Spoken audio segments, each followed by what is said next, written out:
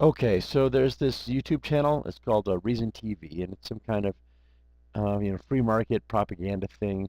It's probably set up by the Koch brothers to try and convince you not to interfere with the market and pass consumer protection laws, while they've got an army of lobbyists soliciting special favors for them, right?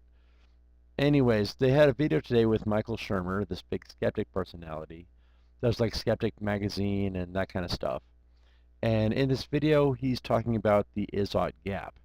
And some skeptic, like this guy would never stand 2 minutes with the scrutiny of like Amendum and Logic Rules of Dice, Hythloday, and myself. He says things like, when you have better, you have ought, without specifying, better for whom? The universe, society, individuals? He supports both utilitarianism and libertarianism, kind of floats between both ideas without ever making distinctions. He stands firm to individual rights by saying you can't hurt a group, um, but measures of society is doing. He uses measures of society to say things are better off now than before. Um, he kind of flips back for, oh, better for the individual, better for everyone. Kind of, it's all good. He says we should care about others because we have the capacity to care about others, but also says we have the capacity to hate and therefore ought to do that too. Emendum Hythloday and Logic Rolls of Dice would, eat this guy for breakfast, and he calls himself a skeptic. Anyways, tonight I'm going to present some thoughts on ethics. The conversation between Hythloday and Emendum and Logic Rolls of Dice has gotten to some interesting discussion. And in addition to that, Hythloday recommended that I watch this econ debate with Pyro, which I'll have to get to in a different video, as well as Michael Sandel's justice lectures, and I watched them up to Kant.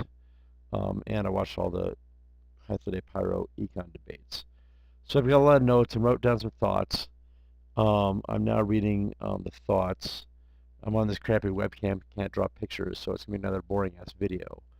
But anyway, things that Emendum and Hythloday and Logic Rules of Dice have said will probably come up. But, as I was writing this, I wasn't sure exactly where I was going. And right now I can't remember. They come up sometimes, and it relates to things that people are saying.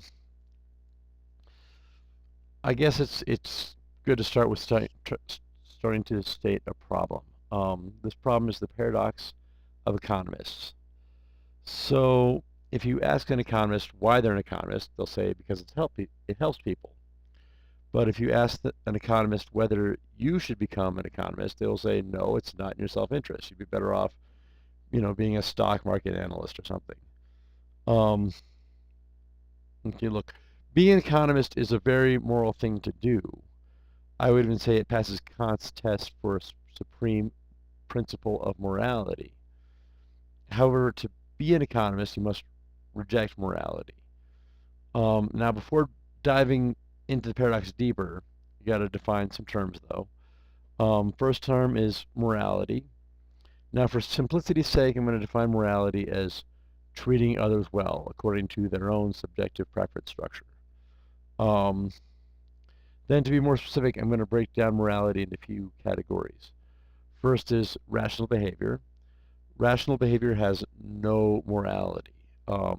In this case, I'm talking about rationality as greed and self-interest with no consideration of others.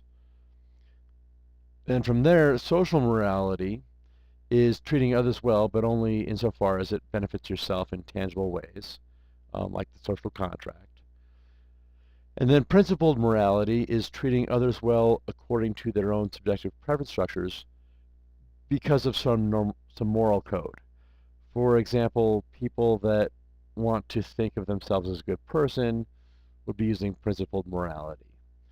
Finally, altruistic morality is when people are able to, in some Kantian way, free themselves from desires and do good purely for the sake of goodness, kind of this pure morality kind of thing. Now, of course, Logic Rolls of Dice, would certainly question the possibility of altruistic morality. He makes a claim that all sentient behavior is reducible to drives. Now, Kant and Emendum would argue with this, saying that behavior can also reduce to knowledge and reasoning instead of desire. Um, reason is intrinsic in people, and morality can be reasoned. They say don't be controlled by deterministic puppet strings. Be your own puppeteer. Um, and I like how freedom of determinism kind of attempts to create an incentive to use reason.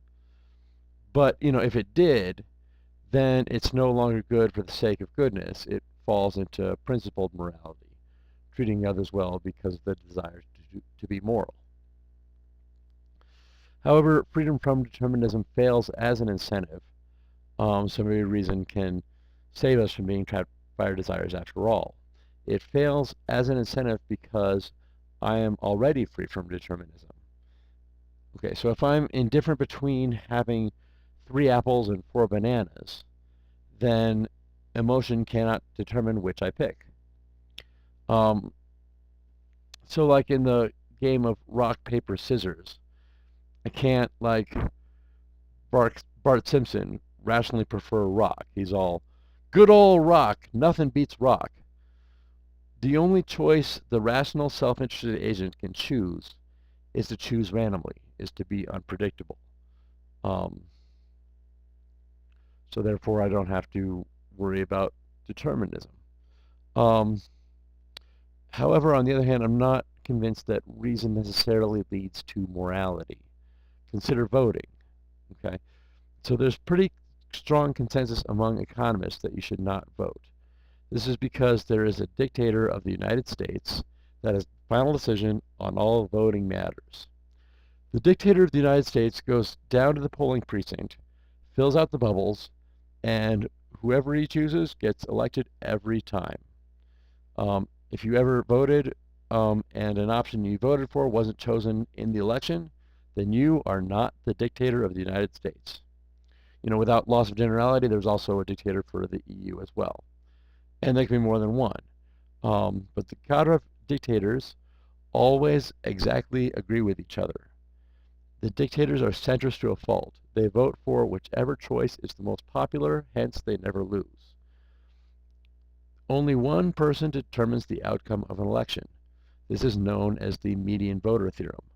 With so many people voting, odds are so tiny that you are the dictator of America. Another way to say the median voter theorem is that there are so many potential voters that your vote has a significance of 0. Thus, the rational, self-interested, greedy agent will not vote. Now, people do vote. They're fulfilling a social contract, or they feel it's the right thing to do, or they've reasoned that voting for voting's sake is its own goal and can pass tests of universality or something, right? The fact that people vote shows that they have some morals beyond strict rational greed. And in the case of voting, that's pretty bad. It's maybe horrible. It's a Pareto improvement if people do not vote. Helping a friend or taking a walk in the sunshine, anything is more productive use of time than voting. Your vote is it just doesn't count for anything significant. And as such, as an economist, I can't recommend that voting for the sake of voting or sake of reason morality is preferable to yourself or the world. I cannot recommend that feeling like a moral person is always preferable to yourself or the world or to the world. I cannot even recommend that having a social contract is always preferable. At least in the case of voting, it isn't. Hence, the Kant test fails at being universally better. This is because Kant excludes self-interest from being moral. Truth-telling passes Kant's test because it is socially better, but fails at an individual test because lying can be beneficial to an individual.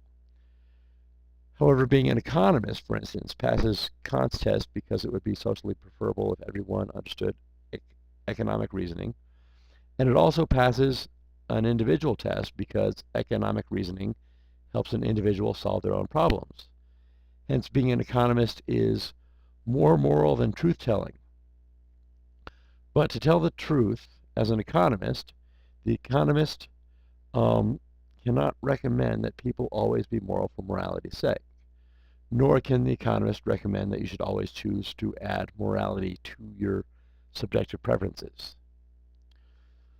However, when we can find principles that pass both a universality test as well as an individual test, we can find morals that are not only good for society, but that people will be happy to do.